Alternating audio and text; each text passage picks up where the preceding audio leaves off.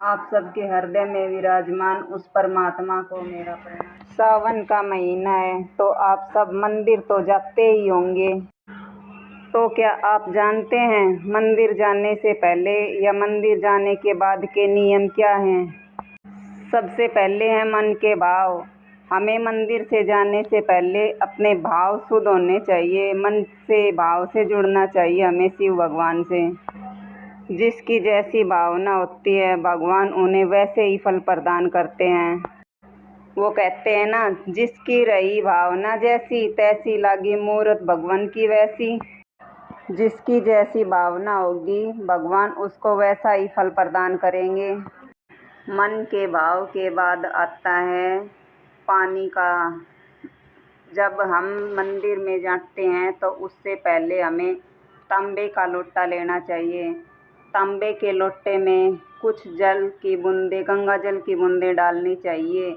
गंगा जल की बूंदों के अंदर पानी डालना चाहिए, क्योंकि जब हम गंगा जल में पानी डालते हैं तो गंगा जल अधिक होता है, और जब हम पानी में गंगा जल डालते हैं तो पानी की मात्रा अधिक होती है।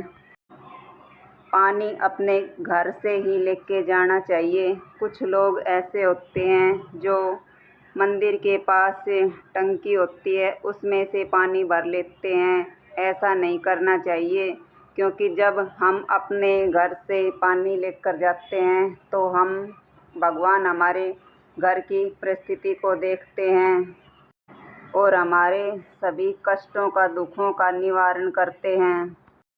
और जब हम मंदिर पहुंच जाते हैं तो मंदिर के बाहर जब हम अपनी चप्पलों को उतारते हैं तो उन चप्पलों को साइड में उतारना चाहिए, क्योंकि वास्तुशास्त्र में ऐसी मान्यता है, जब हम मंदिर के बाहर अपनी चप्पलों को दूसरों के पाँवों के सामने निकालते हैं तो उससे हमें पाप लगता है, दुख और दरिद्रता हमारे अंदर आती है।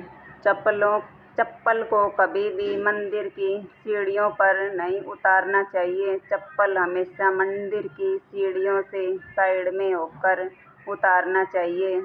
उसके बाद आता है हमारा शिव पर अपने भेंट स्वरूप चावल, पानी, फ्रूट वगैरह डालने पर। चावल के दाने कभी भी खंडित शिवलिंग पर नहीं डालने चाहिए, क्योंकि कोई भी खंडित चीज़ भगवान शिव को स्वीकार नहीं है। इससे हमें पुण्य की बजाय पाप लगता है। उसके साथ ही कोई भी हम अगर फलाहार लेके जाते हैं तो फल भी खंडित नहीं डालने चाहिए शिवलिंग पर, और ना ही बेलपत्र खंडित डालना चाहिए शिवलिंग पर। और जो हम कच्चा दूध घर से लेके जाते हैं वह दूध कभी भी हमें उस तांबे के बर्तन में नहीं लेके जाना चाहिए। दूध हमेशा अलग स्टील के या फिर कांच के बाउल में लेके जाना चाहिए, क्योंकि जब हम तांबे के बर्तन में पानी के साथ दूध डालते हैं तो वह रिएक्शन करके जहर बन जाता है।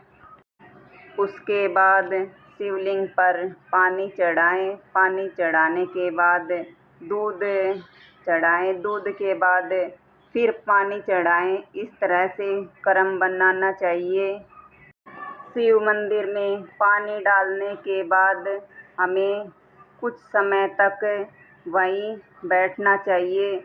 नॉर्थ ईस्ट में यदि हम बैठकर अपने मन की बात भगवान शिव से कहते हैं तो वह बात हमारी भगवान शिव बहुत जल्दी सुनते हैं, क्योंकि नॉर्थ ईस्ट का स्थान भगवान शिव का बताया गया है।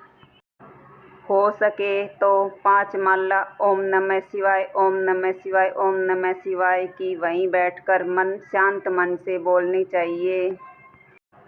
हम देखते हैं कई बार कुछ स्त्रियां मंदिर में जाती हैं, जल्दी जल्दी शिवलिंग पर, भोले बाबा पर जल चढ़ाती हैं और वहां से 1 मिनट के अंदर ही मंदिर से बाहर निकल आती हैं। हमें ऐसा नहीं करना चाहिए।